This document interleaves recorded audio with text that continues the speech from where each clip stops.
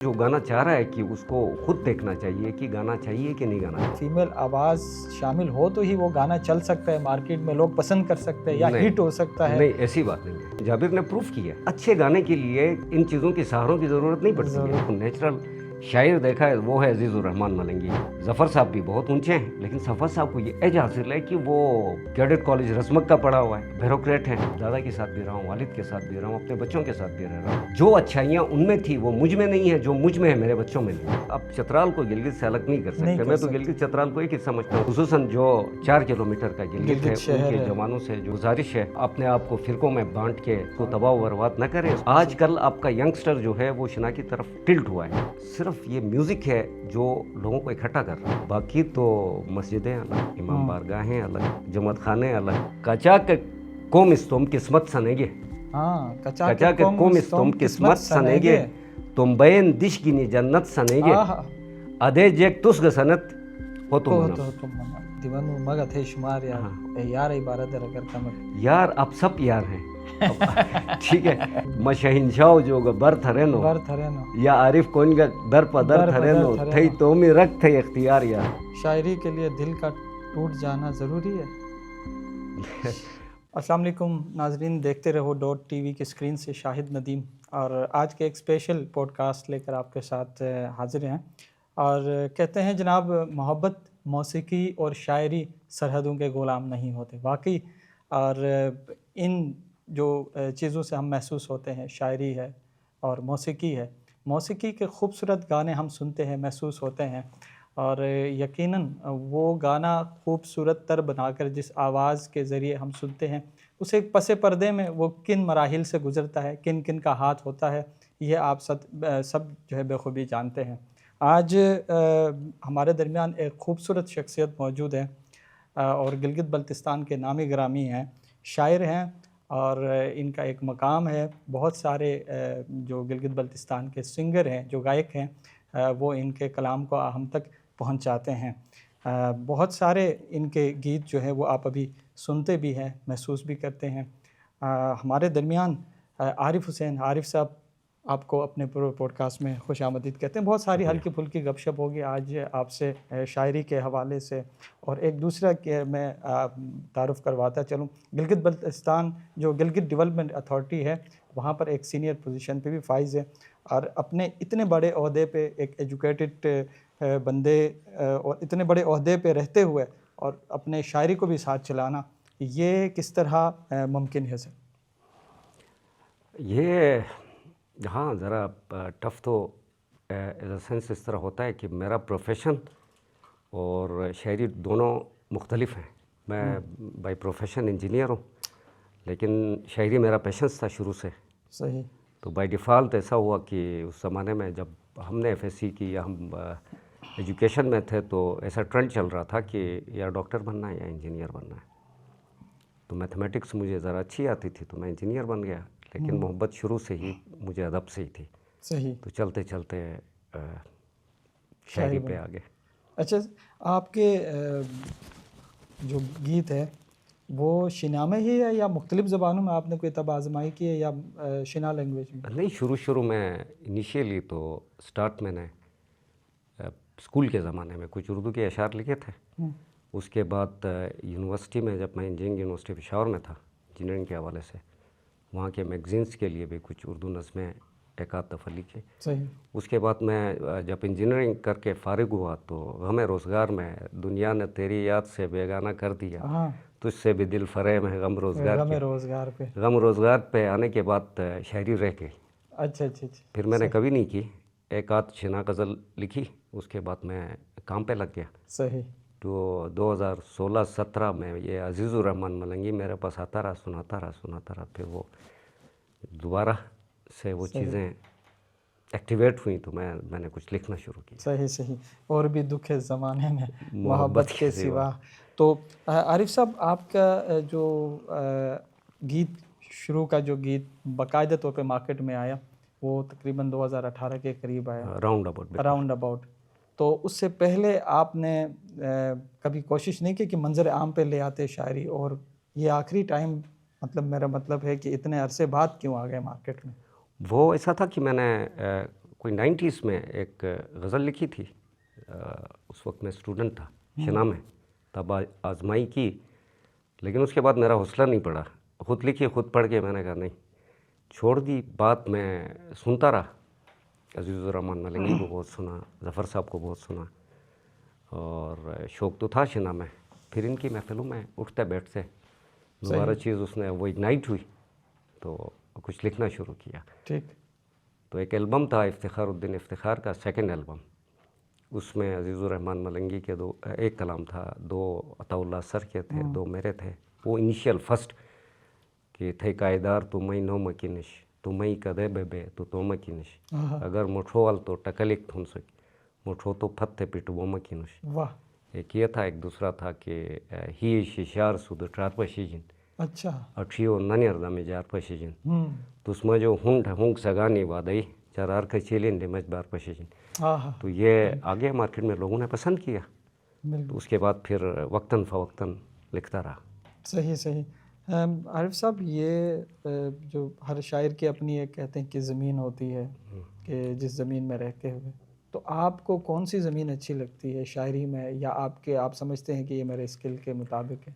मैं ज़्यादातर कोशिश करता हूँ कि कुछ मैंने वो भी फरमाइश पे लड़के जो सिंगर्स हैं, यंग लड़के हैं, आप जानते हैं, दाऊद अहमद है, इफ्तिखार खुद है, सिंगर है, और भी बहुत सारे हैं।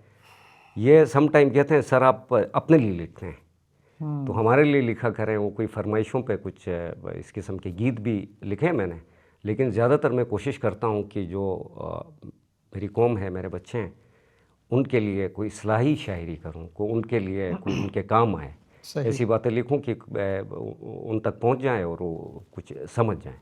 शायर पैदा होता है, शायर मेहनत से बनता है आपके ख़्याल में? मेहनत तो हर चीज़ में चाहिए होती है, लेकिन शायर बहुत सारे शोरा हैं गिल्ड में, दे आर बोर्न पोइट्स। मैं नहीं हूँ, लेकिन बहुत सारे हैं, बाय बर्थ हैं, लोग हैं जो उनकी तबीयत में, उनके जीन्स के अंदर ये चीज़ मौजूद है। सही। हम कुछ कोई मेरे जैसे लोग भी हैं बहुत सारे जो कोशिशों से लिखते हैं, सोच के लिखते हैं।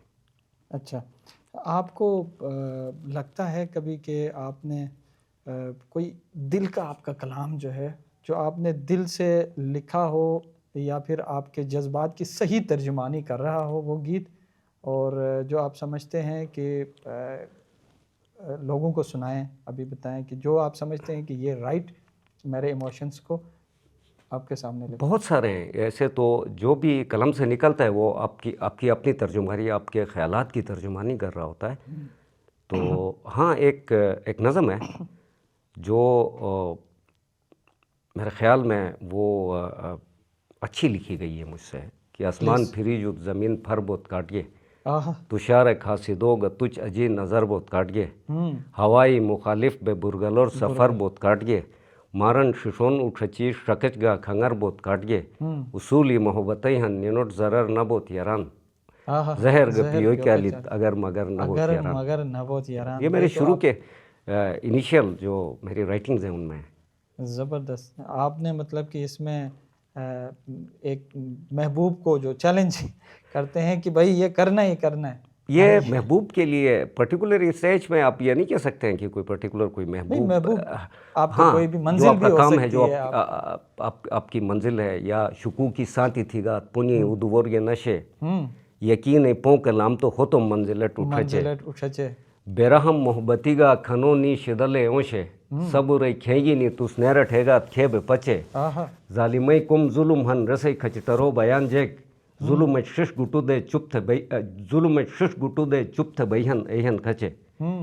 तो इस किस्म की ये आरिफ साहब, कोई आप जब लिखने आप सोचते हैं कि मैं आज अभी कुछ लिखूं, तो आप लिख लेते हैं, या कोई ख़ास वक्त होता है आमद की कि आपके तबीयत में आपकी जो शायरी का मजाज कैसा है? मतलब कोई वक्त नहीं, खास होता है? कोई वक्त मुय्यन नहीं है, लेकिन तन्हाई में मैं लिखता हूँ, जमगठे में, या आप जैसे फले गए कहते हैं, फले गए, वो मैं न कभी मुझसे हुआ है न मैं कर सकता हूँ। तन्हाई में बैठ के जो आपकी सोचें हैं, जो आपको स्ट्राइक करती हैं, उनको फिर राइट कर लेता हूँ, लिख लेता हूँ। अच्छा सही। आजकल के दौर में शायरी की तरफ रुझान कम ही हो, क्योंकि इतनी मसरूफियात हो गई हैं लोगों की, शायद लोग समझते हैं कि जो फ़ुरक़त के लम्हात है तब जो है शायरी आमद हो सकती है, बंदा कुछ लिख सकता है, कुछ जो तख़य्युलात को करतास पे उतार सकता है। तो आप क्या समझते हैं कि ये एक चैलेंज है? नहीं, ऐसा सच तो चैलेंज कोई भी नहीं, चैलेंज तो नहीं है। आपकी सोचें, देखें आपके पास अगर आप if you are socially interact करना चाहते हैं किसी के साथ भी, या जिस तरह मैं और आप बैठे हैं इसी तरह गुफ्तगू के ज़रिए अपने ख़यालात को पहुंचा सकते हैं, या कोई पॉलिटिकल जो लोग होते हैं किसी जलसे में तकरीर करेंगे, या किसी अखबार में आप कॉलम लिखेंगे अपने ख़यालात को बयान करने के लिए, या फिर ये एक मीडियम है कि आप नज़म की शक्ल में अपने ख़यालात को बयान करें। तो नज़म को मैंने इसलिए चूज़ किया कि लोग सुनते हैं, म्यूज़िक इसके अंदर ऐड होता है तो ज़्यादा लोगों की तरफ चला जाता है। अगर मैं बैठ के एक कॉलम लिखना शुरू कर दूं तो मेरा ख्याल में आज के दौर में कोई नहीं पढ़ता है। सही। तो वो रद्दी बन जाएगी। इसीलिए मैंने इस मीडियम को खुद से चूज़ किया है कि ताकि मैं जो मैं सोचता हूँ वो मैं डिलीवर कर सकूँ। सही। इसलिए मैंने नज़म का सहारा लिया है। शायरी के लिए दिल का टूट जाना ज़रूरी है? पता नहीं, वो मुख्तलिफ़ लोगों का मुख्तलिफ़ एक्सपीरियंस हो सकता है। हाँ, शायरी जो है वो कोई भी चैलेंजिंग हालात हों, ज़रूरी नहीं है दिल का टूटना। चैलेंजिंग हालात के अंदर ज़्यादा अच्छी शायरी लिखी जा सकती है अगर आपके पास बहुत सारे तमाम फैसिलिटीज़ मौजूद हों, सब कुछ आपके पास मौजूद हो सकता है उस किस्म के फिर आपके ख़यालात या जज्बात ना हों, तो महरूमियों के साथ जो है वो ज़्यादा बेहतर तरीके से आप अपनी तर्जुमानी कर सकते हैं। 1857 की जंग आज़ादी ने गालिब को पैदा कर दिया। इकबाल को आप देखें 1947 से पहले मुसलमानों के हालात ने इकबाल को पैदा कर दिया। फिर फैज़ अहमद फैज़ को देखें कि एक जबर के दौर में वो पैदा हुए, उसकी जो बुक छपी वो उसकी तो 5-6 किताबें हैं, नुस्ख़ा वफ़ा मजमुआ है, लेकिन जो उसने एक लिखी है कि मोंटगोमरी जेल से लिखी है पूरी बुक। सही सही। तो ये हालात का आप समझते हैं कि गैर मुतवाज़न होना एक शायर को जन्म देते थे? बिल्कुल देते हैं। हालात का गैर मुतवाज़न होना ही आपके ख़यालात को जन्म देता है, सही, ख़यालात को उभारता है। ठीक है। अच्छा सर, दूसरा गिलगित बल्तिस्तान हमारे स्पेशली शिना मौसीकी की तरफ वापस आते हैं। बहुत सारे हमारे पहले अदवार में शायद ये समझा जाता था कि जो शायर होता है वो उसको स्पेसिफिकली एक सोचते थे कि जो एजुकेटेड बंदा जो है ये शायरी ना करे, एक तबका समझा जाता था जिसको माशाल्लाह आप जैसे क्वालिफाइड ताज साहब हैं और भी बहुत सारे हैं जो आजकल हैं। तो आप क्या समझते हैं कि ये माइंडसेट ख़त्म हुआ है? माइंडसेट कम तो हुआ है। देखें हमारा गिलगित बल्तिस्तान, आप गिलगित की मिसाल लें तो वो एक ज़्यादातर एक रिलीजियस सिटी है, सही, जहाँ पे रिलीजन का ज़्यादा इम्पेक्ट है। तो वहाँ पे मौसीकी को, शायरी को नहीं, मौसीकी को ज़्यादातर लोग जो हैं वो अच्छा नहीं समझते अच्छा हैं। नहीं समझते हैं। तो अभी मेरे ख़्याल में वो चीज़ें कम होती जा रही हैं। लेकिन मैं आपको एक बात बताऊं कि ये बड़ी ब्लंट सी बात होगी कहना कि सिर्फ ये म्यूज़िक है जो लोगों को इकट्ठा कर रहा है, बाकी तो मस्जिदें अलग, इमाम बारगाहें अलग, जमात खाने अलग, कोई किसी की तरफ नमाज के दौरान भी नहीं जाता है, इकट्ठे नहीं होते हमारे लोग। सही। तो अगर ये लोगों को कौमें जमा कर अलग, रहा है, कबीले इकट्ठा कर अलग। रहा है, सही। ठीक है, न कौमियत, न कबीले, न मज़हब, न फ़िरका, न इलाका, कुछ नहीं, सब लोग एक ही जगह पे जमा होते हैं, तो it's a unification factor now. मैं तो ये समझता हूँ। बाकी गुनाह सवाब हर एक का अपना है कि मैंने अपने अमाल का खुद जवाब देना है, अपने नहीं देना है, इसलिए इन चीज़ों को न छेड़ा जाए तो ज़्यादा बेहतर है। सही।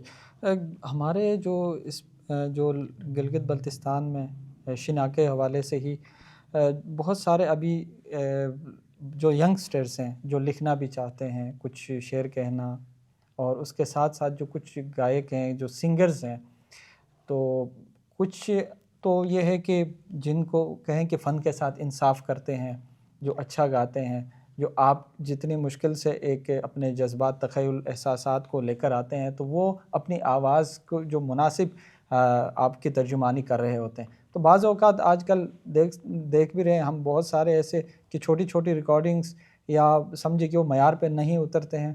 कुछ ऐसा भी है हमारे जो शिना मौसीकी वो में हर आती फील्ड में देखें, कोई भी फील्ड आप उसको पकड़ लें तो उसमें टॉप लेवल के भी लोग होंगे, बॉटम में भी होंगे, मीडियोकर्स भी में भी लोग होंगे, हर एक टॉप पे नहीं जा सकता है। इसमें भी यही है, बहुत सारा अच्छा गा लेते हैं, बहुत सारा ज़बरदस्ती गा लेते हैं। ज़बरदस्ती, लेकिन शौक है, लोगों को रोकना नहीं चाहिए उनको। अगर वो हाँ तमीज़ के दायरे के अंदर गए, जो हमारा गिलगित का एक कल्चर है, उसके अंदर रहते हुए अगर सिंगिंग करें आप, उनका शौक है तो आप उनको ये तो नहीं कह सकते हैं अपना गाएं।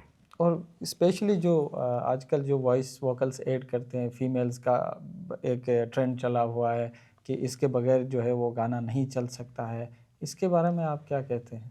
इस पे या स्पेशली कोई वीडियो शूट करना भी ज़रूरी है क्या इसमें?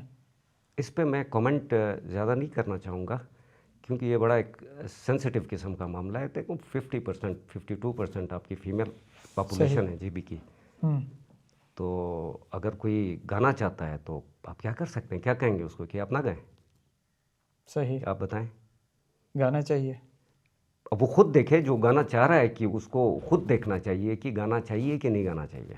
नहीं, वो बिल्कुल उनकी अपनी चॉइस हो सकती है, लेकिन जो गाने को अगर आप समझते हैं कि फीमेल आवाज़ शामिल हो तो ही वो गाना चल सकता है, मार्केट में लोग पसंद कर सकते हैं या नहीं, हिट हो सकता है। नहीं, ऐसी बात नहीं है, ऐसी बिल्कुल भी बात नहीं है। जाबिर ने प्रूफ किया है, सही। रिसेंटली बड़े अरसे के बाद उसका एक सॉन्ग आया, तो उसने प्रूफ किया कि ऐसी अच्छे गाने के लिए इन चीज़ों की सहारों की ज़रूरत नहीं पड़ती है। दो अलग चीज़ें हैं। अब एक फीमेल वोकलिस्ट गाना चाहती है, वो that is a different thing. आप उसके ज़रिए से कोई पॉपुलैरिटी गेन करना चाहते हैं तो वो अलग चीज़ है। यंग जनरेशन, आपको पता है कि बहुत सारी चीज़ों को अब हम यहाँ पे ऑन एयर तो नहीं कह सकते हैं कि ऐसा है वैसा है, कि सकाफ़त को सिर्फ हमने मौसीकी या इसको सकाफ़त समझो, ये हमारी ये नहीं है, ऐसा नहीं है। इसको हमने बहुत गलत कंसीव किया हुआ है। ठीक। मैं जो समझता हूँ कि सकाफ़त हमारे पास तमीज़, रवादारी, मोहब्बत, अखुवत, जो जीबी की सकाफ़त है, मेहमान नवाजी, एक दूसरे के साथ। आप खुद पुनियाल से रहते हैं, हम तो पुनियाल की मिसालें देते हैं कि गिलगित में सबसे ज़्यादा अच्छे लोग इन अ सेंस कि तमीज़दार लोग, तमीज़ जिनमें ज़्यादा होती थी वो पुनियाल, मेरे ख्याल में अब कम हुई होगी वक्त के साथ, हर जगह बहुत सारे वक्त से ये हमारी सकाफ़त है। इसके साथ मौसीकी इसका हिस्सा है एक बिल्कुल। टोटल सकाफ़त इज़ नॉट म्यूज़िक, नहीं है बिल्कुल, इट्स ओनली अ पार्ट। तो इस चीज़ को हमें समझना चाहिए। अपनी कंट्रीब्यूशन मौसीकी भी जो है सकाफ़त में दे देती है, मोहब्बत है, मज़ा आता है बिल्कुल। तो ये एक हिस्सा है, लेकिन ये पूरी की पूरी हम ये समझें कि सिर्फ गाय दो की सकाफ़त नहीं, ऐसा कुछ नहीं है। मुझे लिवरेज हासिल हुई है, मैं 2 सदियों में रहा हूँ, ठीक है, 2000 से पहले भी, 2000 में 2000 के बाद भी हमने वो एरा भी देखा है, हमने ये एरा भी देखा है। ठीक। जब हम दोनों एरास को कंपेयर करते हैं तो ठीक है, यहाँ पे सहूलियात ज़्यादा हैं, इस एरा में सहूलियात ज़्यादा हैं, लेकिन हम अपनी जो एक्चुअल सकाफ़त, जिसको हम सकाफ़त कहते हैं, वो ख़त्म होती जा रही है। ठीक है, हम कहते हैं बिजली नहीं है, मैंने किसी और प्रोग्राम में भी कहा था, आज नहीं तो कल आ जाएगी। ठीक है, दियामर भाषा 30s के बाद तैयार हो जाएगी, बिजली आ जाएगी, सड़कें भी बन जाएंगी, ठीक, और फैसिलिटीज़ पहले जो नहीं थी, जो आज हैं, वो आ जाएंगी हमारे पास आहिस्ता आहिस्ता। दुनिया के पास जो फैसिलिटीज़ है हमारे पास, अगर हमारे पास तमीज़ ख़त्म हो रही है, आप कहाँ से लाएंगे? ला सकते हैं? Not possible. तो जो चीज़ें नहीं ला सकते हैं उसकी प्रोटेक्शन होनी चाहिए। बाकी आपके पास फैसिलिटीज़, गाड़ी भी आ जाएगी, बिजली भी आ जाएगी, मकान आरसीसी हो जाएंगे। क्या उस ज़माने में हमारे आबा व अजदाद जब रह रहे थे, मैं अब दादा के साथ भी रहा हूँ, वालिद के साथ भी रहा हूँ, अपने बच्चों के साथ भी रह रहा हूँ, होपफुली उनके बच्चों के साथ भी अगर कोई मौका मिला तो उनके साथ भी, उनको भी देख लेंगे। जो अच्छाइयाँ उनमें थी वो मुझ में नहीं है, जो मुझ में है मेरे बच्चों में नहीं है। हम में जो बेटरमेंट, जो हमारी सकाफ़त जिसको हम एक्चुअल कह रहे हैं, वो ख़त्म हो रही है, डिमिनिश हो रही है। इसको प्रोटेक्ट करना चाहिए, इसके लिए काम करना चाहिए, इसके लिए आप प्रोग्राम्स करें, इसको प्रोटेक्ट करें। बिल्कुल बिल्कुल दुरुस्त फरमा रहे। इसके लिए इनफरादी काविश, इज्तिमाई काविश दोनों दरकार हैं इस कल्चर को, इस सकाफ़त को प्रोटेक्ट करने के लिए। ठीक है, तो आजकल जो हमारी पुरानी जो मौसीकी के रिदम्स थे, टोन्स थे, जो राग थे, जो हमारे इंस्ट्रूमेंट्स थे, तो वो इसमें कम होते आ रहे हैं आजकल। आप समझते हैं कि ये एक दुरुस्त अमल है? नहीं, किसी भी चीज़ में इर्तिका के अमल को अगर आप रोकेंगे, आप रोक नहीं सकते। इर्तिका का अमल, नए इंस्ट्रूमेंट्स आने चाहिए। अब भी बीट जो चल रही है, जो बेसिक बीट है, वो वही चल रही है जो हमारे कल्चरल बीट्स थी। कुछ बीट्स KPK से पश्तो बीट्स भी आई हैं, ताजिक बीट्स भी आई हैं, ख्वार चित्राली। ख्वार चतराली तो बहुत ज़्यादा, वो तो खैर अब चतराल को गिलगित से अलग नहीं कर सकते। मैं तो गिलगित चतराल को एक ही समझता हूँ, cultural we are same people. यहाँ से उधर जाएगा, वहाँ से चीज़ें यहाँ आएंगी। तो ये कोई बुरी बात नहीं है कि आप किसी का इंस्ट्रूमेंट आप सिर्फ डडंग और डामल या सुरने तक तो अपने आप को कन्फाइन नहीं कर सकते हैं। आज के दौर में बहुत सारे इंस्ट्रूमेंट्स हैं, उनको इंट्रोड्यूस करना चाहिए, लोगों को लाना चाहिए, उसको लोगों तक पहुंचाना चाहिए। आई थिंक सो, ये मेरा अपना ओपिनियन है। दौर हाजिर में जो शिना शायरी के जो फ़न के साथ इंसाफ कर रहे हैं, जो एक अपना एक अच्छा हिस्सा डाल रहे हैं शिना शायरी को आगे तरवीज के लिए, तो आप किसको आप समझते हैं कि जो हर एक की अपनी कंट्रीब्यूशन है। ऐसा नहीं कहा जा सकता है कि किसी की ज़्यादा है किसी की कम है, लेकिन सब ठीक है। वो पब्लिक इन चीज़ों को ज़्यादा बेहतर तरीके से डिफ़ाइन कर सकती है। किसी की मेहनत को आप ये नहीं कह सकते हैं कि लोअर एप पे है या किसी की मेहनत अपर एप पे है। कुछ चीज़ें आप खुद भी इस चीज़ से मेरे साथ एग्री करेंगे कि अगर आपके पास नॉलेज ज़्यादा है, किसी के पास भी नॉलेज ज़्यादा है, तो वो लंबे अरसे तक और ज़्यादा अरसे तक चीज़ों को कह सकता है। नॉलेज कम हो तो वो कुछ अरसे के बाद कम हो जाएगा। जो नेचुरल शायर है, एक तो है ना जो कोशिश करते हैं, जो अपनी ज़बरदस्ती या आप कहने की कोशिश करके बनते हैं, कुछ अल्फाज मिला लेते हैं। नेचुरल जिनके साथ मैं बैठा हूँ, जिनके साथ मेरा उठना, अगर मैंने किसी को नेचुरल शायर देखा है वो है Azizur Rahman Malangi. He is a by born poet. तीसरी चौथी जमात तक पढ़ा है, नहीं पढ़ा है मुझे नहीं पता है कि कितनी उसकी तालीम है, नहीं पढ़ा है, बिल्कुल अनपढ़ है, लेकिन उसका ख्याल देखें मजबूत है, ख्याल और शायरी देख लें अब मजबूत है। ज़फ़र साहब भी बहुत ऊंचे हैं, लेकिन ज़फ़र साहब को ये एज हासिल है कि वो कैडेट कॉलेज रसमक का पढ़ा हुआ है, फिर ब्यूरोक्रेट हैं, बहुत पढ़े लिखे इंसान हैं, सारी दुनिया देखी हुई है। देखें सर, जो ख्यालात एहसासात आते हैं, माजरत आपके उस पर मेरा अपना इनपुट जो है वो सूरज के सामने चिराग के बराबर है, लेकिन मेरा ख्याल आ रहा है कि मैं शामिल करूं। नहीं, बिल्कुल। तो इंसान जितना सफ़र करता है इतना उसको तजर्बात से गुजरना पड़ता है, और जो तजर्बात और एहसासात को आप लाकर एक अल्फाज का रूप दे देते हैं, मेरे ख्याल में से यही। देखिए मैं आपको एक 84 में, आई थिंक सो 84 में फैज़ साहब की विसाल हुआ है, डेथ हुई है। सही। अहमद फराज और फैज़ साहब तकरीबन हम अहमद फराज छोटा है, इस्लामिक कॉलेज में प्रोफेसर थे। उनकी 6 किताबें, जब पहली उसकी तन्हा तन्हा है और लास्ट बुक जब उसकी आई जाना जाना, छठी बुक, उसके बाद भी बहुत सारी आई।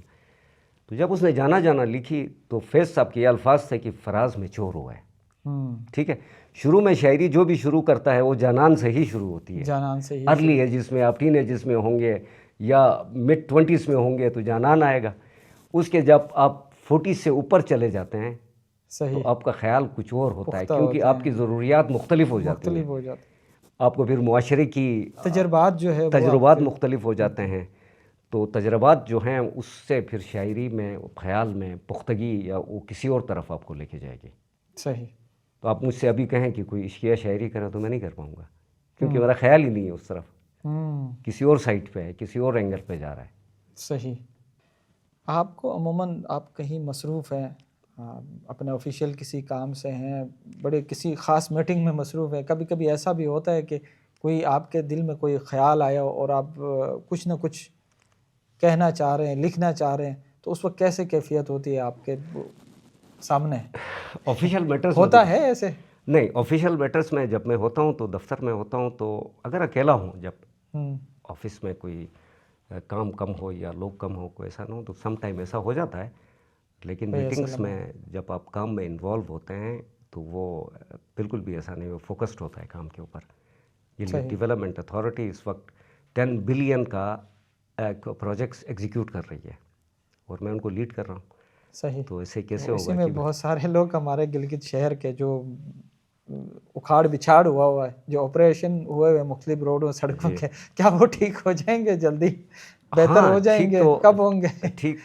ठीक तो हो जाएंगे, देखें, ये एक बहुत बड़ा प्रोजेक्ट है। सीवरेज की बात कर रहे हैं, आई थिंक सो आप। मुख्तलिफ प्रोजेक्ट्स की वजह से जो उखाड़ पिछाड़ हुए, रोडें एक ही डिस्टर्ब है, प्रोजेक्ट है खराब जिसकी है। वजह से गिलगित अच्छा सिटी में जो उखाड़ पिछाड़ जी। हुई है वो सीवरेज की वजह से हुई है। अच्छा 21 स्क्वायर किलोमीटर का एरिया बनता है जहाँ पे सीवरेज डल रहा है। 21 स्क्वायर किलोमीटर। सही। तो आप सब वाकिफ़ हैं, हम्म, बाब गिलगित से लेके बसीन तक ये पूरा एरिया, ठीक। इस सब को हमने उखाड़ दिया है। अच्छा पाइप डाल रहे हैं, ज़मीन के नीचे से पाइपें लग रही हैं ताकि किचन का पानी और वॉशरूम का पानी जो है वो सड़कों पे नज़र ना आए, वो पाइपों में जाए, ट्रीट हो, उसके बाद दरिया में हम उसको डिस्पोज ऑफ करें या उसका कोई और यूटिलिटी, और भी यूटिलिटीज़ हैं। लेकिन अगर आप उसको दरिया में भी डाल दें तो उसका कोई नेगेटिव इफेक्ट नहीं है। नहीं आएगा। अच्छा ट्रीटमेंट प्लांट बन चुका है और 80% आपका सीवरेज डल चुका है विद इन 2 ईयर्स। सही। तो इट्स अ ह्यूज प्रोजेक्ट और ये इन्वायरमेंटल इम्पैक्ट इसका बहुत अच्छा आएगा। और गिलगित के लिए ये ऐसा ही है कि आप देखें यहाँ पे बड़े बड़े इस्लामाबाद में सीवरेज जो नहीं हमारे पास दरिया में आबी जानवर हैं या वो मछलियाँ वगैरह है, वो तो मेरे नहीं डिस्टर्ब होंगे इससे। नहीं, अभी तो डिस्टर्ब होंगी क्योंकि अभी आपका सारा सीवरेज जो है वो दरिया में जा रहा है। ठीक है, उस पानी को हम कलेक्ट करके उसको सेपरेट कर रहे हैं, सेपरेट करके पहले उसको ट्रीट कर रहे हैं। उसके बाद जो उसकी लिमिटेशंस है, जो गाइडलाइंस हैं, जो एनिक्वेस की गाइडलाइंस है, उसके डेफिनेटली वो जो अदारे बैठे हुए जो इस चीज़ को देख रहे हैं वो डिसाइड करेंगे कि इसको बिलीव करें। आप अपने लोगों पे बिलीव करें कि ये ठीक। हाँ, प्रॉब्लम्स हैं लोगों को क्योंकि गली टूटी हुई है, आपका 100 किस्म के मसाइल हैं, सही, लोग परेशान हैं। हाँ, तो इसको ठीक करने में थोड़ा सा टाइम लगेगा, जून तक हो जाएगा। इस जून सही। हम दोस्तों बिल्कुल आजकल जो हमारे सामने थे इसलिए कुछ उस तरफ भी ले गए। आरिफ साहब को अब वापस लेकर आते हैं। आरिफ साहब, अभी करंटली या आपका नियर फ्यूचर में कोई कलाम आने वाला है? कुछ हमारे आपके जो मदा हैं उनके लिए कोई अभी कोई ताज़ा कलाम आने वाला है या फिर कुछ बहुत सारे हैं जो लाइन में है? बहुत सारे हैं जो कुछ तैयार हैं, कुछ हो रहे हैं। अच्छा, कुछ ने होना है। तो मैं आपको एक अपना जो मैंने इधर इस्लामाबाद में मैं अच्छा आया था, सही, तो यहाँ मैंने लिखा है कि वो मैं आपको सुना देता हूँ। रिसेंटली 2-4 दिन पहले, ये अभी किसी ने कंपोज भी नहीं किया है। अच्छा, तो ये जनरली यंग पीपल्स जो हमारी यूथ है, यूथ के लिए, उनके लिए कि मोहब्बतें दरस पड़त हो तु मनम। वाह, मोहब्बतें दरस पड़त हो तु मनम, पड़े ने हियर परत हो तु मनम। क्या बात है। जाहिर वजूज छुरोई कोन्यो गिरान। हाँ, जाहिर वजूज छुरोई कोन्यो गिरान, उसाट्यो वही गिनी तुलाई आसान। बातिन वजूज छुरत हो तु मनम। क्या बात है। बातिन वजूज छुरत हो तु मनम, कचा के कोम इस्तुम किस्मत सनेगे। हाँ, कचा के कोम इस्तुम किस्मत सनेगे, तुम बैन दिश गिनी जन्नत सनेगे, अदे जेक तुस गसनत हो तु मनम। हुरी गिलमानो तुक कंकरोबई, को ताम रख थीगा तू ओमो ठोबई, एदिशर अको रठत हो तु मनम। खुदाकारी कर थे कोमे थेनो, या हियर मर्तबो लालित छुरेनो, आरिफ से अकोट खुजत हो तु मनम। वाह वाह वाह, जबरदस्त। एक नज़म है शाहिद साहब। जी सर। मैं चाहता हूँ कि अपने लोगों तक मैं ये पहुँचा दूँ। ज़रूर। कि शेख गमुल्ला जगह एक तरफ तुम, शेख गमुल्ला जगह एक तरफ तुम, जजा सजाई जगह एक तरफ तुम, तुम फिरकाई जगह एक तरफ तुम, कुफर फुतवाई जगह एक तरफ तुम, अगर मनन तो बे इंसान सनीजुन, हो फतु सिर्फ मुसलमान सनीजुन।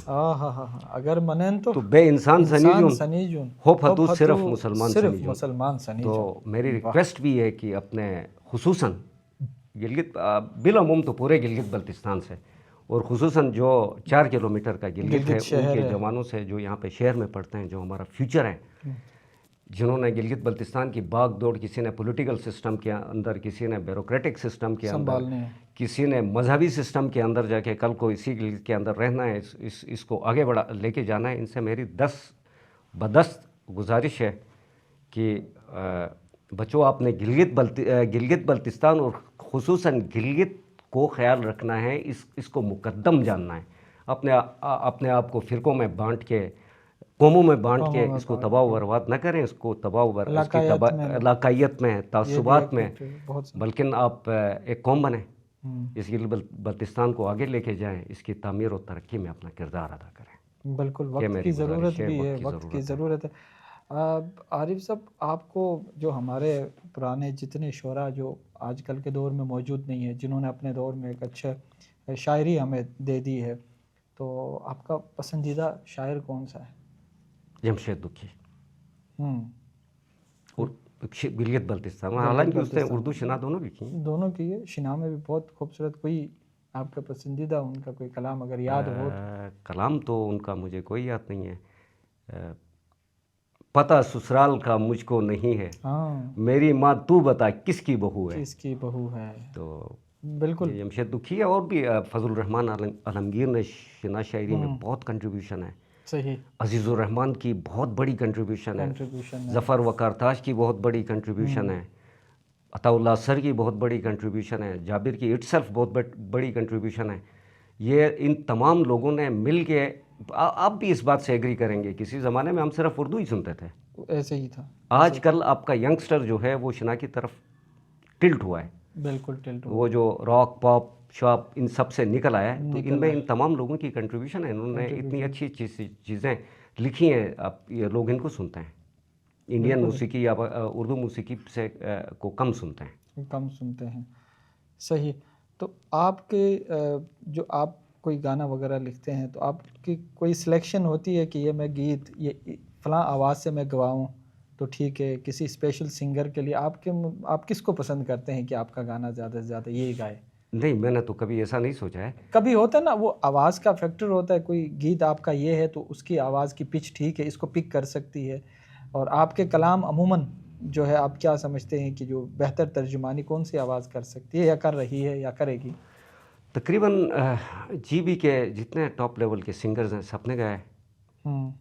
जिसको पसंद आता है वो इसको गा अच्छा, लेता पहले है। आप वो आपसे आपके पास जो गीत होता है आप खुद ही किसी को दे देते हैं कि ये चेक करें, फिर उसके बाद आप डिसाइड करते हैं कि कौन गाएगा? नहीं, ऐसा कभी नहीं हुआ है कि लड़के गिलगित में मैं अकेला रहता हूँ। सही। मेरे बच्चे जो है वो इधर ही फैमिली मेरी इधर रहती है, इस्लामाबाद में। तो ठीक। वहाँ पे हम ये सब बैठे होते हैं। हम्म। तो वहाँ पे कोई अपनी पसंद से वो कहता है कि ये हम गा लेते हैं, वहीं सही। पे उसकी धुनें बनाते हैं और उसको धुन भी आप तरतीब नहीं, दे देते हैं? मुझे गाना बिल्कुल नहीं आता है। सही है। धुन बनाना या गाना मुझे बिल्कुल भी। कभी कभी सिंगर्स अमूमन कह रहे होते हैं कि यहाँ पे ये लफ्ज़ या ये थोड़ा सा मसला कर रहा है तो इसको चेंज करें, क्या इस तरह भी होता है? आप हाँ, वो बहुत दफ़ा होता है, वो कर लेते हैं। मुझे उससे उस पे कोई इतराज़ नहीं होता है अच्छा, कि वो अपनी पसंद से। हाँ, क्योंकि उससे आपका शेर का मतन वज़न डिस्टर्ब तो नहीं होता? मतन चेंज ना हो, अच्छा, मतलब चेंज ना हो, बाकी वो कुछ ऊपर नीचे कुछ कर ले चीज़ें तो जो वो अपने धुन के लिए कर लें, तो गीत कोई में मसला नहीं सुर होता। में ना आते हो उनको कर नहीं, ऐसा लेते हैं। बहुत कम होता है, अच्छा, बहुत। क्योंकि मैं अपने रिदम में लिखता हूँ, तो रिदम में वो बाहर नहीं जाता उससे। कोई हमारे स्पेशली जो यंगस्टर्स हैं और उनके लिए कोई और गीत अगर आपके पास है कुछ सुनाना चाहें?